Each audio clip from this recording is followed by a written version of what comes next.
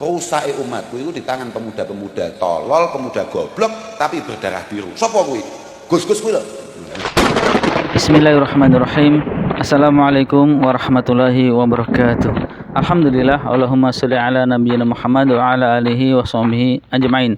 Ya teman-teman sekalian, semoga selalu sehat, semangat serta sukses ya teman-teman sekalian. Amin.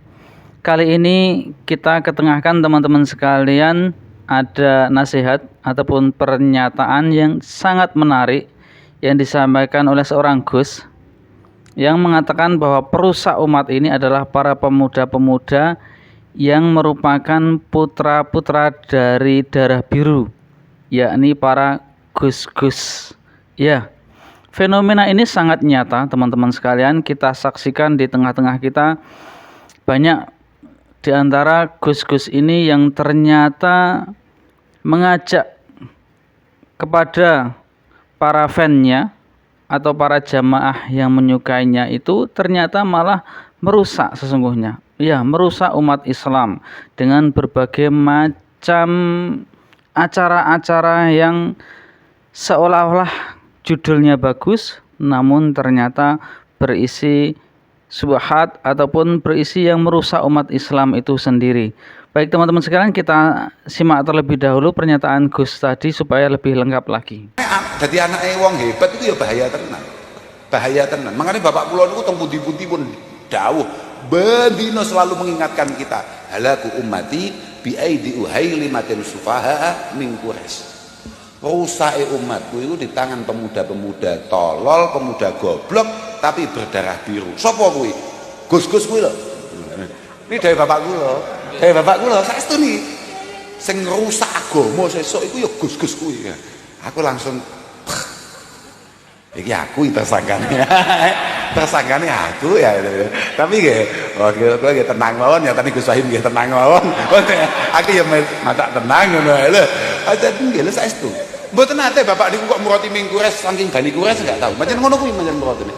Ya, demikian lebih lengkapnya teman-teman sekalian bahwa Gus Kausar ini mendapatkan nasihat dari ayahandanya bahwa sesungguhnya yang akan merusak kaum muslimin itu adalah pemuda-pemuda tolol, bodoh, namun dari para keturunan darah biru, yakni khususnya para gus-gus ini ya, merusak teman-teman sekalian.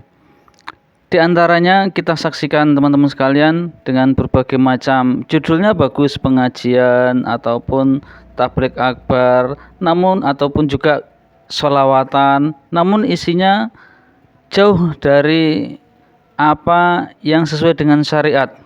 Judulnya sholawatan, namun isinya adalah joget-jogetan diiringi dengan musik-musik dan lain sebagainya. Ya, judulnya pengajian, tetapi diadakan oleh Gus itu di klub malam, bahkan memotivasi supaya bisnis klub malamnya terus berjalan. Dan ternyata setelah mengikuti kajian mengundang Gus itu, klub malamnya omsetnya semakin banyak. Nah, ini sangat-sangat berbahaya teman-teman sekalian ya. Judulnya pengajian, tetapi mengundang para biduanita, para penari-penari ataupun penyanyi-penyanyi, biduan-biduan, sehingga ini sangat menjadi subhat, rancu, hak dicampur dengan kebatilan, kebaikan dicampur dengan keburukan. Ya teman-teman sekalian, tentu saja kita harus berhati-hati. Tidak semuanya Gus sesungguhnya, ada juga Gus yang mengingatkan supaya terhindar dari hal ini. Namun Gus yang mengingatkan itu malah disebut iri karena pengikutnya lebih sedikit, berbeda dengan gus-gus yang tadi yang merusak umat Islam, pengikutnya banyak sekali. Nah, ini yang sebagian kaum muslimin menjadi tertipu bahwa yang banyak itu dianggap benar padahal tidak.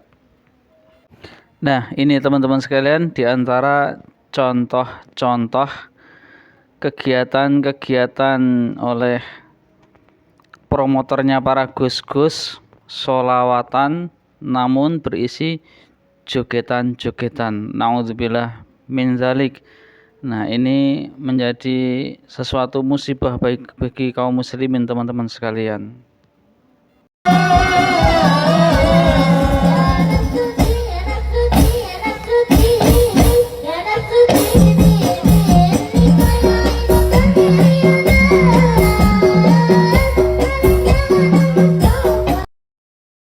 Untuk sana sini meliput acara, tapi sayangnya yang disorting cuma janda. Ya Rabbi salli ala Muhammad, ya Rabbi salli alaihi wasallam, ya Rabbi salli ala Muhammad, ya Rabbi salli. Nah, itu teman-teman sekalian, contoh di antara yang menjadikan para gus-gus ini kemudian kaum muslimin menjadi rusak. Pengajian tetapi bukan mengagungkan Allah Subhanahu wa taala, bukan untuk berzikir kepada Allah Subhanahu wa taala, mengingat kebesaran Allah Subhanahu wa taala dan semakin takut kepada Allah Subhanahu wa taala. Namun pengajian malah berjoget-joget, malah berdansa-dansa, berteriak-teriak, bernyanyi-nyanyi, termasuk judulnya sholawatan, tetapi ya tidak mengagungkan Rasulullah SAW, tidak ada merasa malu kepada Allah, dan Rasulnya. Nah, kenapa teman-teman sekalian? Ya, karena lebih memilih mengikuti hawa nafsunya. Kita ingat Nabi SAW pernah bersabda, yakni 3 yang membinasakan. 3 yang bisa membinasakan, yaitu sifat kikir yang dipatuhi, hawa nafsu yang dituruti, dan berbangga dengan dirinya sendiri. Ya, diantaranya mengikuti hawa nafsu, kemudian berbangga, ya, mengikuti hawa nafsu untuk berjoget-joget, untuk bernyanyi-nyanyi, tidak semakin mengagungkan Allah Subhanahu wa taala, tidak semakin merendahkan diri kepada Allah, tidak memuliakan Rasulullah sallallahu alaihi wasallam, ya. Kenapa? Mengikuti nafsunya. Begitu juga gusnya, teman-teman sekalian, mengikuti hawa nafsunya karena pengikutnya banyak, semakin disanjung, semakin dipuji-puji, dipuja-puja, sehingga dia akan menjadi berbangga dirinya. Meskipun jamaahnya sangat banyak, sedangkan yang mengingatkan itu jamaahnya sedikit. Ingat, kita pernah membaca Al-Qur'anul Karim, Allah Subhanahu wa taala berfirman, wa in tuti' aktsara man fil ardi yudilluka an sabilillah iyattabi'una illa dhanna wa inhum illa yakhrusun. Dan jika kamu mengikuti kebanyakan orang di bumi ini, niscaya mereka akan menyesatkanmu dari jalan Allah.